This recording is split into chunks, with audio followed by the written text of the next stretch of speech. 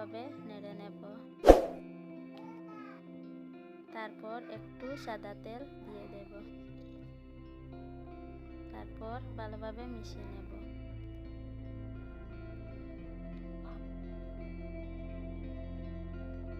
এখন একটু একটু করে জল দেব।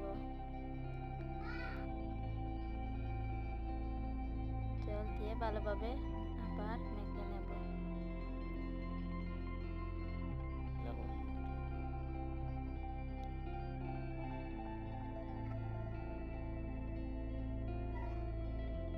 ভালোভাবে মাখা হয়ে গেছে। এখানে পাতাকপি, গাজর আর পেঁয়াজ আর বড় মরিচ রাখা আছে।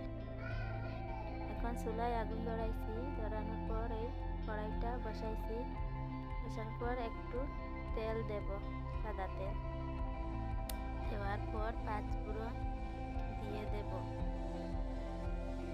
তারপর জিরা দেব। তারপর গুঁড়ামরিচ দেব। তারপর ভালোভাবে নেড়ে নেব। তারপর পেঁয়াজ কুচি দেব। আবার ভালোভাবে নেড়ে নেব। তারপর গাজর দেব। ভালোভাবে নেড়ে নেব।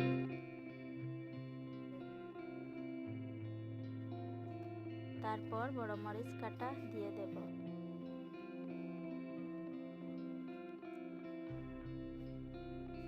তারপর পাতাকপি দেব। আবার ভালোভাবে নেড়ে নেব। এখন মরিচ গুঁড়ো 1/2 চামচ দিয়ে দেব। ভালোভাবে মিশিয়ে নেব। তারপর হলদি গুঁড়ো, তারপর জিরা গুঁড়ো, তারপর বাকর দিয়ে দেব। ভালোভাবে নেড়ে নেব।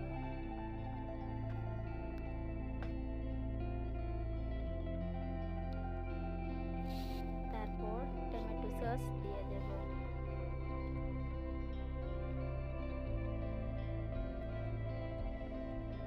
তারপর পরিমাণ মতো লবণ দিয়ে দেব। ভালোভাবে নেড়ে নেব।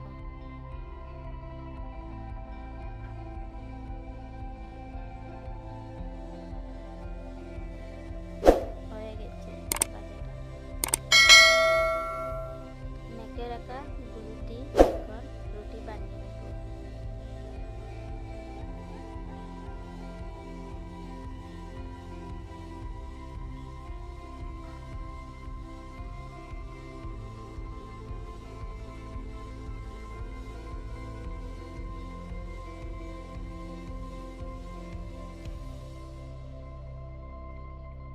এরকমভাবে সবগুলো রুটি বানিয়ে নেব।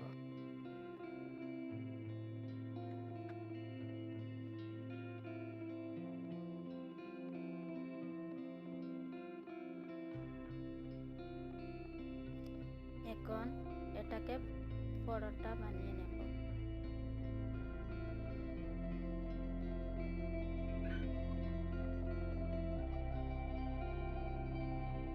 পরোটাটা হয়ে গেছে।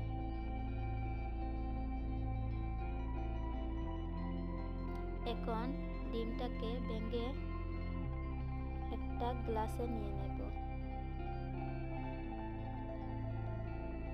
তারপর একটু লবণ দিয়ে দেব। তারপর ভালোভাবে গুলিয়ে নেব। এখন পরোটার উপর দিকে দিয়ে দেব। ভালোভাবে লাগিয়ে দেব। তারপর এটাকে এরকমভাবে উল্টিয়ে নেব।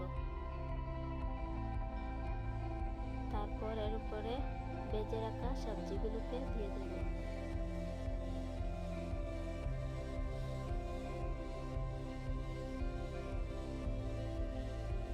তারপর আবার টমেটো সস দিয়ে দেব। তারপর এরকমভাবে উল্টিয়ে দেব। এরকমভাবে সবগুলো এগ রোল বানিয়ে নেব।